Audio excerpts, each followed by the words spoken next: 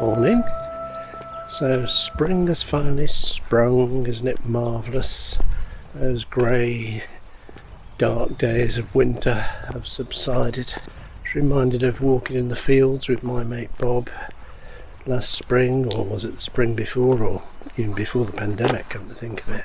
And the daffodils are out, and there's just hope all around because it's spring. So anyway, we plan to go for a little walk.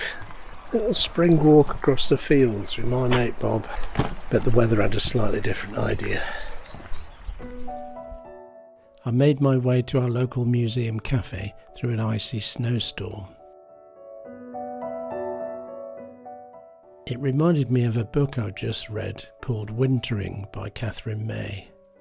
The book has some helpful thoughts on getting through the long winter days, but also about getting through difficult seasons of life too.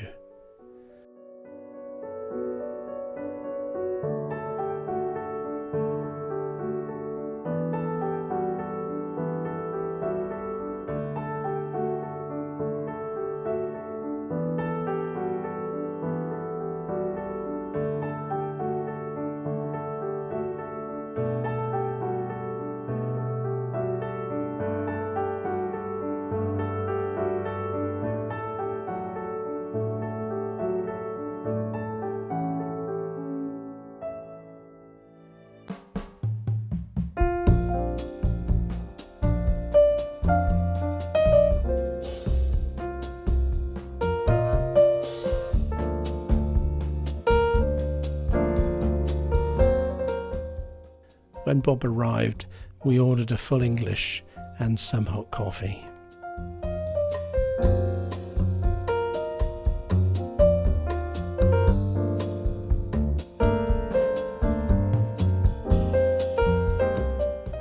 Bob suggested that maybe we should do a town centre walk instead of getting bogged down in muddy fields outside the town. Sometimes we forget that a walk around town can be just as interesting as a walk in the countryside.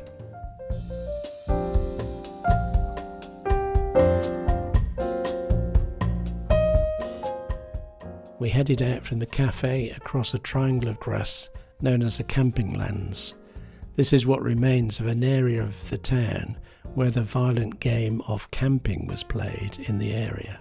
Now come to this little triangle of grass that's known as camping lands, and it has absolutely nothing to do with camping under canvas and living out in the open doors. It's not that sort of camping. Camping was a medieval football game played in England. It appears to have been popular in both Norfolk and Suffolk. Of all the traditional forms of football played in Europe, it appears to have been one of the most toughest and most dangerous. The custom in medieval times was to play games after church services, and often camping fields were sited near the church. It was recorded that a match at Diss in the early 19th century was so brutal that 9 men were killed or died of their injuries. The camping land was provided by Abbots Hall. Although it looks like a small triangle, it was originally actually the size of a football pitch. If we look on the old 1880 map, you can see roughly where the camping land extended up to Abbots Hall. Passing through Abbots Hall Road and onto Temple Road, we headed for another little passageway that would take us down to the river.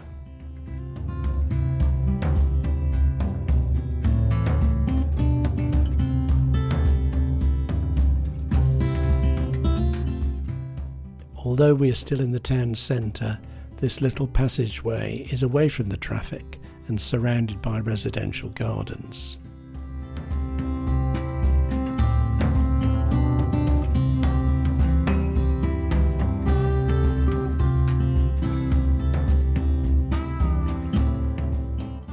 We crossed Lockington Road and carried on towards the Riverside houses of Woodfield Lane.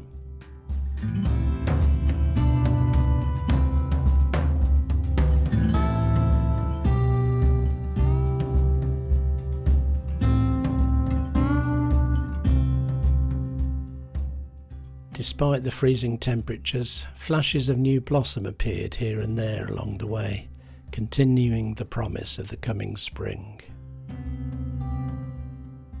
We bumped into one of Bob's fellow allotment holders along the way, and Bob didn't pass up the opportunity to do a bit of allotment business as we walked.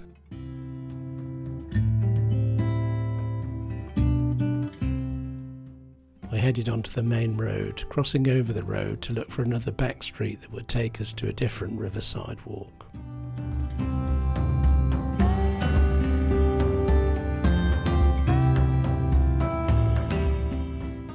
We turned into Taker's Lane, a once notorious area for Victorian muggers, or so it said. But there's no record of any connection of anyone called Taker. And so where the street got its name from is a little bit of a mystery, except that a poem has been uncovered, which is in Steve Williams' great book, which may suggest a rather more sinister origin of the name Taker's Lane. And it turns out one time this was the place sort of highwaymen, robbers and thieves would hide out, especially in the evening, and take your stuff. They were the takers, and that might be why it was called Taker's Lane. It's not really known, but there is this poem about Taker's Lane. Morning or evening, sunshine or rain, enter not, Taker's Lane, for lurking there in thicket and den are robber outlaws and highwaymen. Peep, if you will, round the corner and spy the sinister gleam of their sentinel eye, deep in the bushes, but venture not near. That is the click of the trigger you hear. If you ever go in, you'll never come out. They'll leap on their prey with a terrible shout. They will knit their brows in a terrible frown. As they take you up and set you down, they will bare their teeth in a terrible grin as they take you off and take you in. They will roll their eyes with a terrible curse as they take your name and take your purse. They will take your card, your hat and your cane, your diamond ring and your watch and chain, your pipe, your boots, for their hearts are stone, their clothes off your back and the flesh off your bones. They will take a note of all that you say. They will take your character clean away. They will take your breath, they will take your life. They will take your love to the bairns and wife. Take heed of their taking ways. In bypath jungle the heedless pays. Morning or evening, sunshine or rain, take any turning, but Taker's Lane.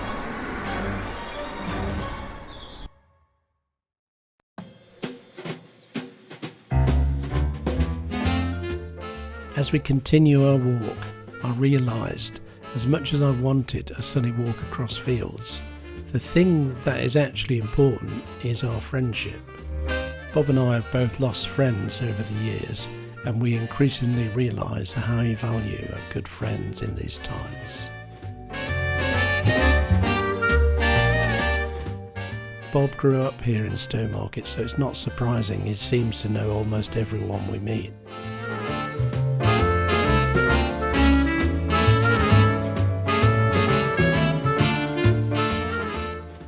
As we went on, we recalled a couple of people who used to live in these houses that back onto the lane.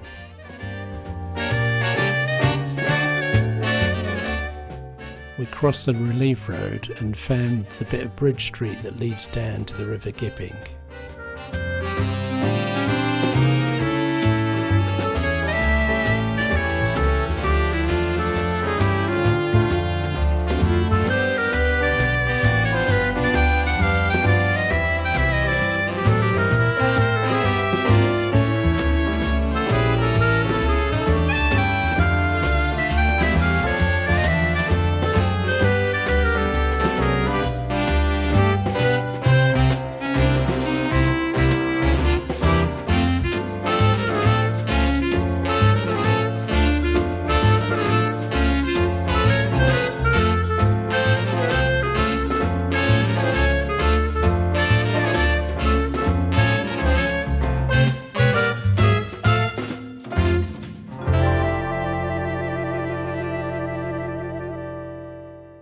Although this section of the river is bordered by industrial areas, there's still plenty of wildlife that lives along the riverbank.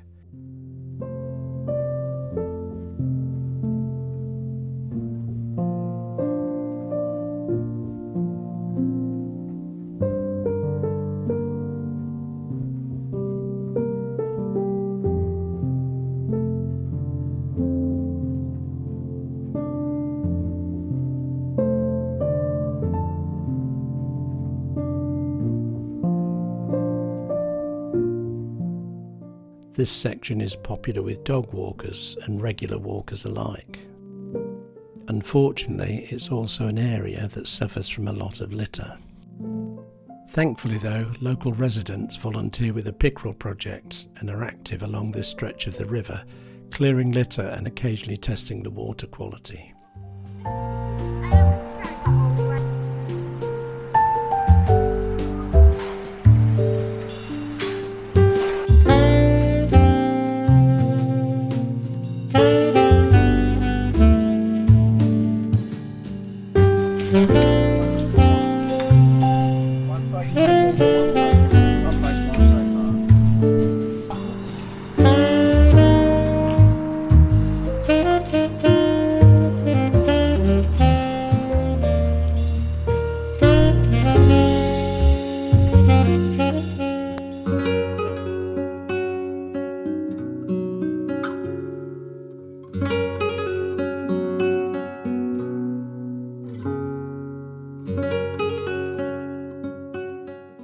We emerge down by the railway station and cross over to another stretch of the river.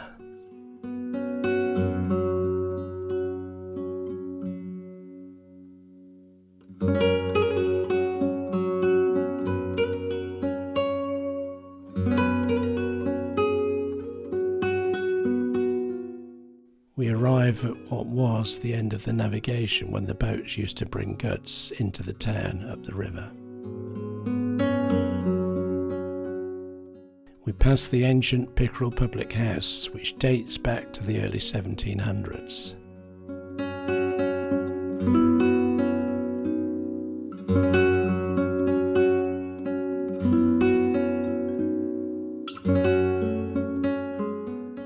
After crossing the railway and turning down Old Newton Road, Bob decides to have a wander on an allotment site at the opposite end of town to his allotment.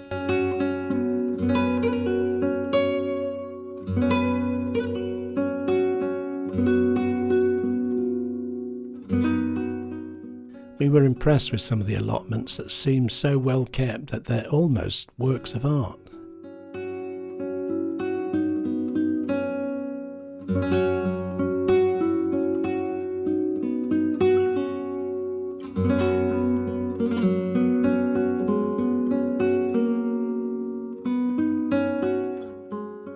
We exit the allotments and for some reason are reminded of old friends we each had back in our childhood, many of whom we've sadly lost touch with.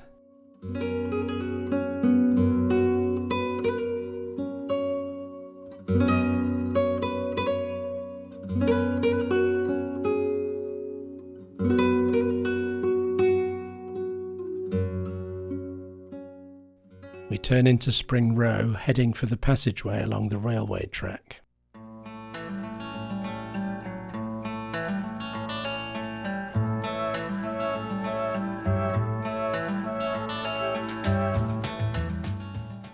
Bob recounts the story of a local resident that discovered an unexploded World War II bomb while he was digging in his garden. As a local police officer at the time, Bob was called in along with a bomb disposal unit. The bomb was found in an area where Bob and his mates often played during childhood.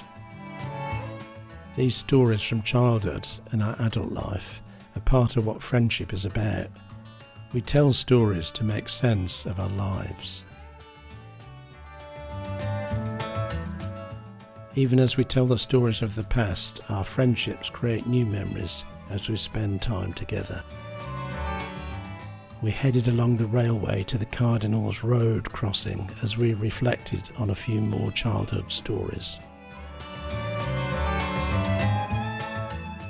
As we waited for the train and the crossing gates, Bob remembered coming here as a little kid and chatting to the man in the little hut who manually operated the old crossing gates back in the day of steam trains.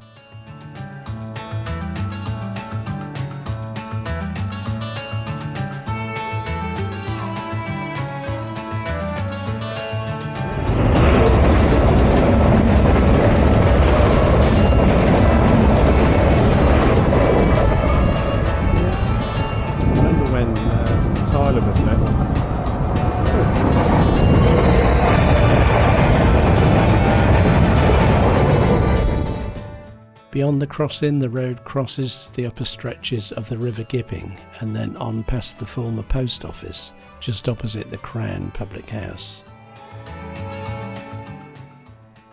We turned into Hamilton Way and headed for the little track known as Pound Lane.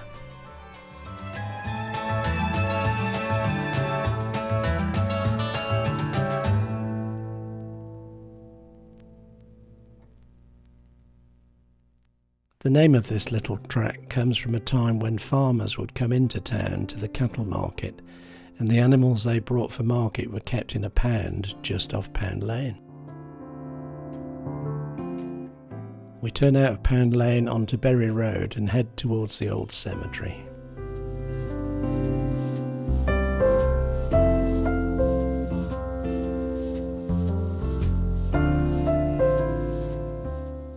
We decide to cut through the old cemetery, which is no longer used for burials. However, it is still used for the interment of ashes, and we decided to take a short detour as we remembered some of the names recorded here.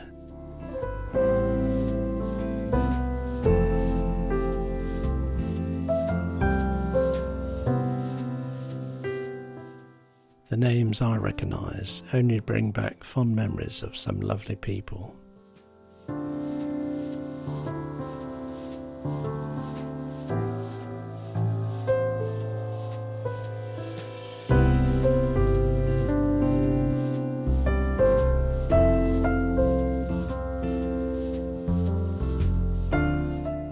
From the cemetery we walk past the health centre and head towards the old middle school, which is now being redeveloped for housing.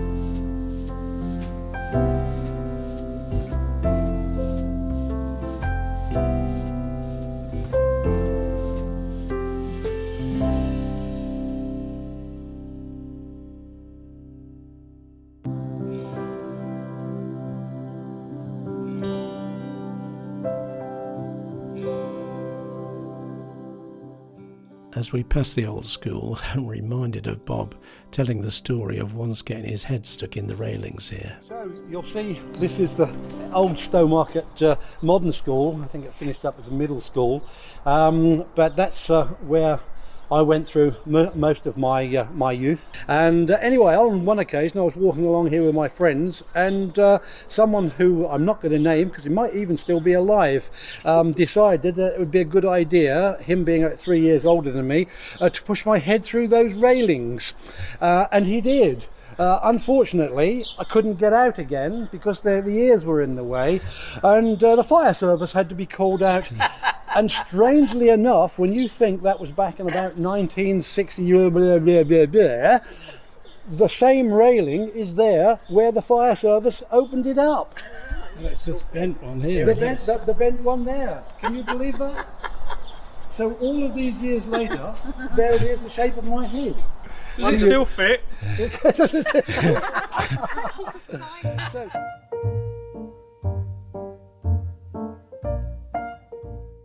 Turning right past the Walnut Tree pub, we walk back into the town centre, hoping for some refreshments at a different cafe.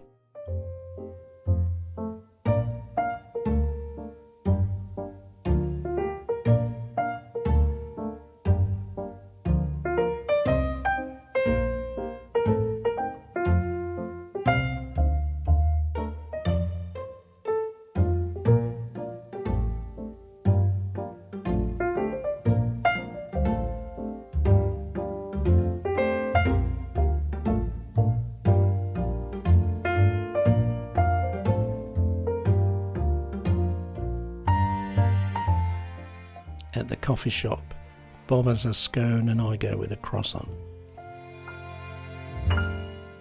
After warming up with a coffee, we part ways and reflect on an unexpected journey. I didn't get a walk in the sunshine across open fields as we had planned, but actually it was a really pleasant wander around the town, avoiding all the mud. Sometimes you have to let go of what you thought it would be like and try to find joy in the story you are actually living. Even if the weather is poor and the planned route cancelled, a good friend can more than make up for that. Thanks for journeying with us today. I hope you weren't too disappointed with the more urban route. I'm looking forward to the next walk, which hopefully won't include any snow.